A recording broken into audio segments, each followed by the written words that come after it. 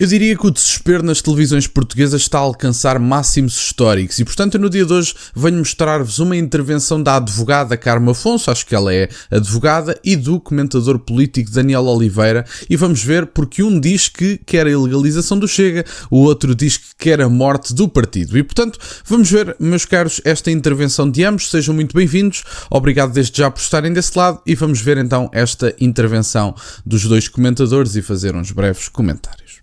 Partidos políticos que propaguem uma mensagem fascista ou nem sequer é cumulativa, é alternativo ou racista, têm de ser extintos.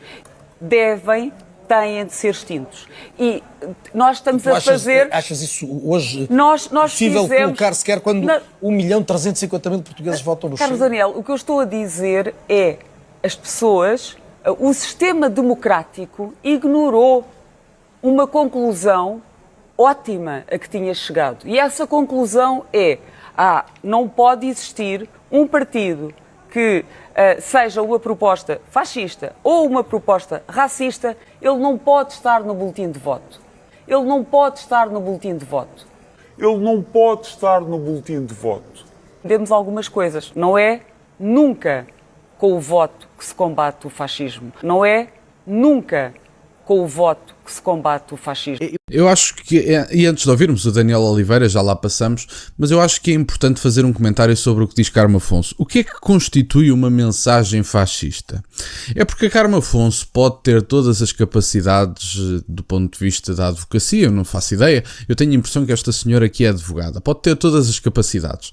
Agora, do ponto de vista do fascista e da mensagem fascista, entramos num campo da ciência política. Como é que a Carmo Afonso define uma mensagem fascista? O que é, na verdade, uma mensagem fascista? É que eu já tenho lido imenso sobre o assunto, inclusive já li sobre os ideólogos do fascismo, Giovanni Gentile, que são figuras relevantes no fascismo, que era o ministro da Educação do Benito Mussolini. Já tenho lido sobre algumas figuras e eu não estou certo do que seja uma mensagem fascista, até porque há aqui outras questões. O fascismo depois também pode ter mensagens e ideologias consoante a sua fase de desenvolvimento. Temos o fascismo movimento, temos o fascismo ideológico e o fascismo político. E, portanto, isto é um campo tão vago e tão difícil de compreender que eu gostava pelo menos que a Carmo Afonso definisse fascista. E eu gostava que ela definisse fascista por uma simples razão.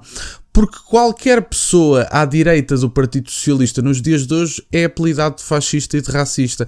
E eu gostava de perceber exatamente o que é que constitui uma mensagem fascista e o que é que constitui uma mensagem racista. Porque eu, da minha parte, nunca ouvi o Chega a inferiorizar uma determinada raça em detrimento de outra. Nunca ouvi que isso se fizesse.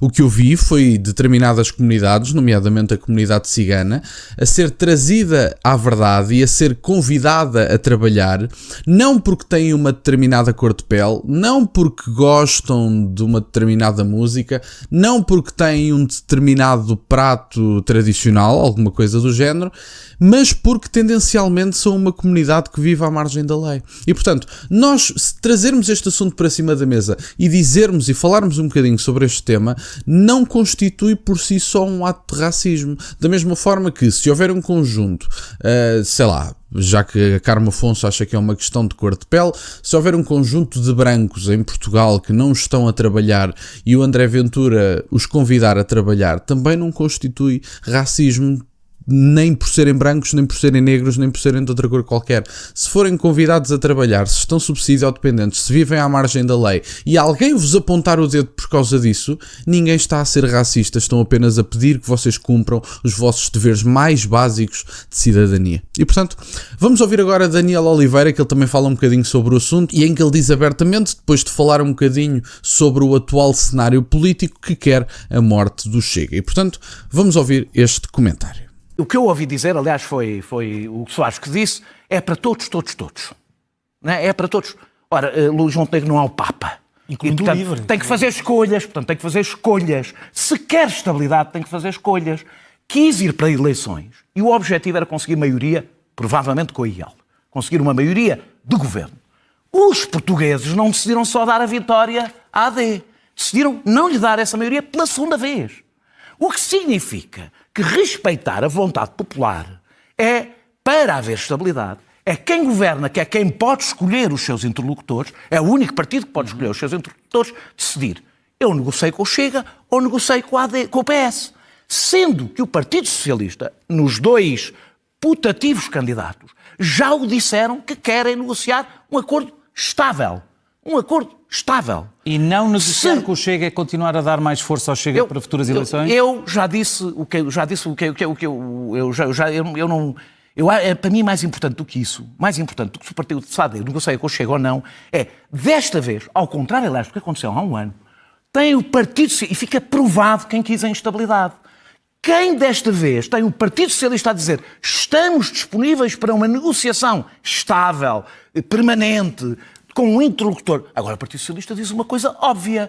Não nos peçam o voto se, ao mesmo tempo que negociam connosco, as coisas que vos interessam, depois vão negociar com o Chega ou outras. Quando tu dizes que o PS votou coisas com o Chega, pois votou, não havia nenhum acordo com a AD. Eu acho que muito importante este comentário e muito importante do cenário político que saiu das últimas eleições é aqui um ponto.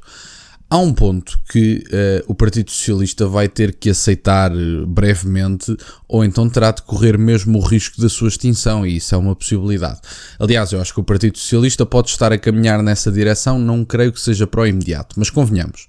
O Partido Socialista, na atual situação, tem poucas opções.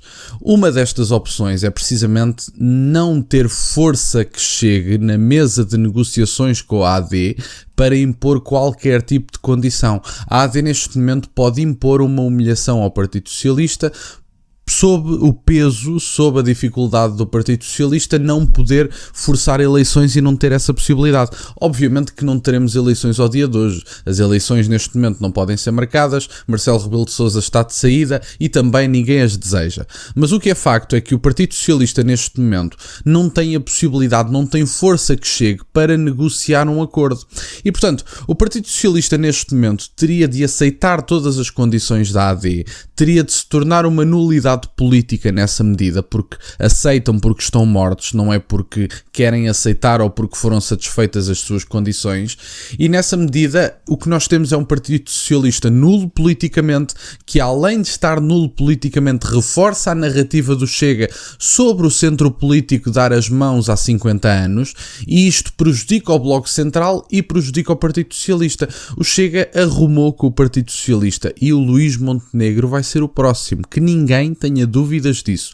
O que está neste momento a acontecer, e o Luís Montenegro sabe disso, é que o Chega tem feito este percurso. O Partido Socialista já foi afastado. Eu não digo que estejam mortos, muito pelo contrário. Acho que ainda vão ter a possibilidade de se revitalizar com um novo líder, eventualmente com uma nova macronarrativa. Mas o que é facto é que o Luís Montenegro tem a plena noção de que o Partido Social Democrata e a AD são os próximos.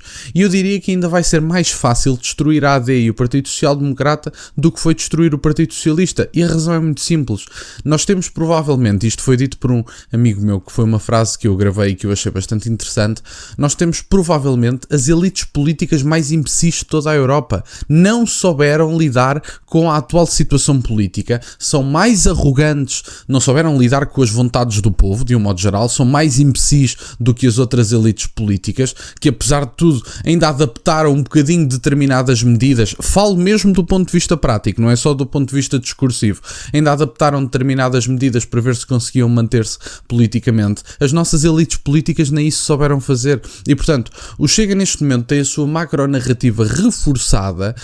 Número 1, porque o Partido Socialista está numa posição de fraqueza e tem que aceitar as condições impostas pela AD. E número 2, a AD será para breve, que ninguém tenha dúvidas disso. Nas próximas eleições podemos ver o Chega a ganhar eleições, que ninguém tenha dúvidas disso. Já foi assumido inclusive por outros comentadores, e as elites políticas portuguesas não estão a saber lidar com o assunto. E da minha parte, ainda bem. Vamos ouvir o resto.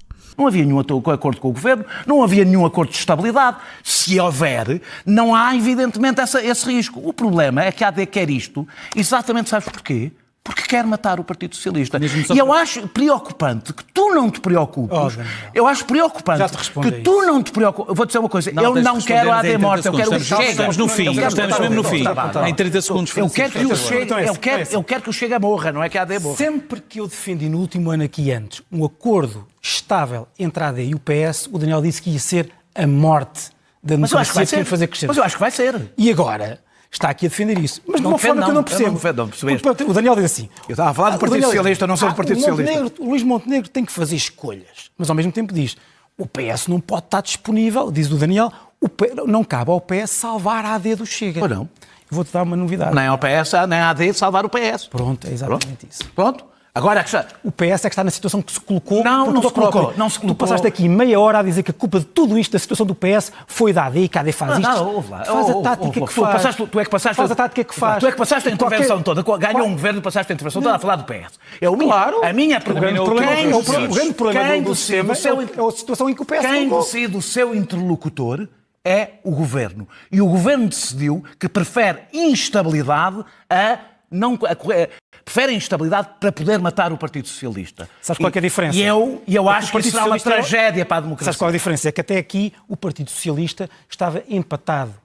Estava em segundo lugar, quase empatado. E agora está empatado com E agora, culpa própria, culpa da sua tática suicida, é o terceiro, nem sequer a líder da oposição. Veremos o que acontece. E, portanto, Daniel... é muito difícil para qualquer partido fazer um acordo preferencial com o terceiro partido. É até mais normal fazer um acordo preferencial com o terceiro do que com o segundo. Já largamente é mais habitual. A conversa está ótima, Daniel e Francisco. Bom, meus caros, e esta foi a troca de ideias aqui por parte de Daniel Oliveira, que fez aqui um comentário até mais interessante. Diga-se de passagem, e isto é um mérito que eu tenho que lhe dar. O Daniel Oliveira é dos comentadores políticos à esquerda com mais noção do que se passa na atualidade. Não porque não seja ideológico, não porque não seja de esquerda, mas porque no próprio dia das próprias eleições, e aliás Ricardo Costa fez a mesmíssima coisa, teve a plena noção do que estava a acontecer, e o que está a acontecer é muito simples. O Partido Socialista matou-se por culpa própria, porque eventualmente poderia estar a disputar o primeiro lugar neste momento, o que da minha parte me deixa bastante feliz. Eu não digo isto triste, obviamente, mas o Partido Socialista poderia estar numa situação de mais força se tivesse pelo menos acordado um bocadinho para a vida do ponto de vista da imigração. Há determinados assuntos que decidem eleições no Ocidente, e um desses assuntos é precisamente a imigração. Que ninguém tenha dúvidas que neste momento, eu já vi dados da Pordata, já vi dados de outras situações, já não se sabe verdadeiramente quantos é que estão a contribuir, mas o que é facto é que andamos com menos de 50% dos imigrantes a contribuir. Falam alguns de 300 mil, falam alguns de 400 mil, já ouvi até 600, 700 mil, mas portanto vamos jogar por cima. Vamos partir do pressuposto que são 800 mil que estão a trabalhar e a descontar. Vamos partir desse pressuposto. Partindo do pressuposto que isso até era um número aceitável de imigrantes do ponto de vista da nossa identidade, da nossa situação de natalidade, da subsistência do nosso povo, enfim, vamos manter essas premissas todas. Se 800 mil estiverem a trabalhar, o que raio faz a outra metade dos imigrantes em Portugal? O que é que fazem aqui 800 mil pessoas que não estão a descontar para a Segurança Social? E não são só 800 mil, eu creio que são muitas mais. A Pordata soltou alguns dados sobre o assunto. Fala-se em 300, 400, 600. Há aqui vários dados. Mas chutando para cima, partindo do pressuposto que são 800 mil, o que é que a outra metade de pessoas faz aqui? E, portanto, a esquerda trouxe para Portugal uma situação de imigração de tal maneira dramática que, neste momento, comprometeu os salários dos nacionais. Isto porque, como estão disponíveis para receber salários semi-escravos, causaram um dumping salarial. Comprometeram a nossa identidade, porque estes senhores, enquanto se quadruplicaram no espaço de 7 anos em Portugal, nós neste momento temos uma taxa de natalidade que não permite a nossa sobrevivência enquanto povo no longo prazo. Essa é a principal questão.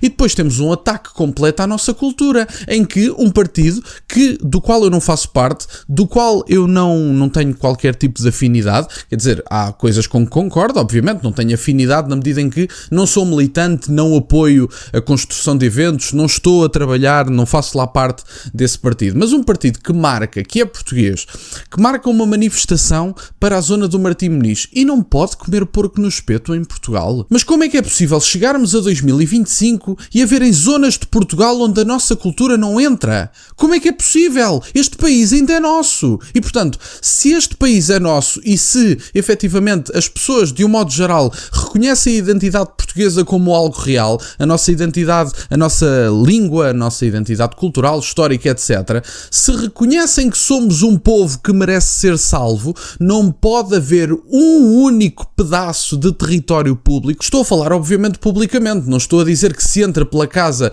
de uma pessoa qualquer e que se obriga a pessoa a comer uma bifana, quer dizer, ninguém diz isso. O que está a ser dito é, não pode haver um único centímetro de território público, não estou a falar da propriedade privada, porque eu, ao contrário do PCP e do Bloco de Esquerda, respeito a propriedade privada, não pode haver um único centímetro de território público, não pode haver um único centímetro de território público onde as tradições portuguesas não possam entrar. E se há um local em Portugal, ou mais, onde as tradições portuguesas não podem entrar, já temos no-go zones em Portugal, já estamos a ser substituídos e temos a nossa economia posta em causa. Há muitas pessoas que vão ter que sair e não é por virem trabalhar que são obrigatoriamente bem-vindos. O que tem que ser visto é, tem que haver limites quantitativos. Pode haver 20 milhões de pessoas que queiram trabalhar e contribuir. Nós somos 10 milhões, não é aceitável ter o dobro de estrangeiros em Portugal que temos de nacionais. E, portanto, tem que haver limites quantitativos, tem que haver a defesa da nossa identidade, a nossa identidade e a nossa subsistência enquanto povo não pode estar em causa, e tem que haver as necessidades económicas que não causem dumping salarial aos nacionais. Há muitas pessoas, nomeadamente ao pé da Carmo Afonso, que estavam nesta circunstância e que diziam, bom, mas os portugueses não querem fazer trabalhos. Os portugueses fazem esses trabalhos na Suíça. Os portugueses também entregam comida na Uber. Os portugueses também trabalham nas obras em França. Os portugueses só não aceitam fazê-lo em Portugal porque ganham pouco. E eu tenho a certeza que se a diferença salarial de França para Portugal fossem 100 euros, fossem 50, eu tenho a certeza absoluta que os nacionais iriam preferir ficar, porque a imigração nunca é feita, de um modo geral, de livre e espontânea vontade. A pessoa vai à procura de melhores condições de vida, mas não é porque quer abandonar o seu país, é porque não encontra futuro no seu país, que é uma coisa completamente diferente. Tenho a certeza absoluta que as pessoas que estão lá fora, os nossos emigrantes, a nossa família nacional que está lá fora, tenho a certeza absoluta que se nós lhe dissermos assim, vocês cá em Portugal só vão receber menos 50 euros, nem têm que receber o mesmo, só vão receber menos 50 euros, só vão receber menos 100 euros. Posso-vos garantir que a maior parte das pessoas estava cá porque quer criar uma família cá, quer se manter cá e quer a subsistência do nosso povo. E estes governantes estão a pôr em causa a sobrevivência do povo português. E isso é completamente inaceitável. E, portanto, como nós não aceitamos ser substituídos, há determinados temas que vão estar cada vez mais no centro da agenda política e há determinadas pessoas que insistem em não o discutir. Mas, da minha parte, eu acho que fazem bem. Continuem, porque isso tem dado um ótimo resultado. E, portanto, era isto que eu tinha para partilhar, meus caros. Quero-vos agradecer imenso por estarem desse lado. Peço-vos só o gosto neste vídeo e que subscrevam o canal. Tem as minhas redes sociais, o MBWay na descrição, para o caso de quererem fazer alguma doação. E nunca se esqueçam, meus caros, questionem tudo. Até à próxima.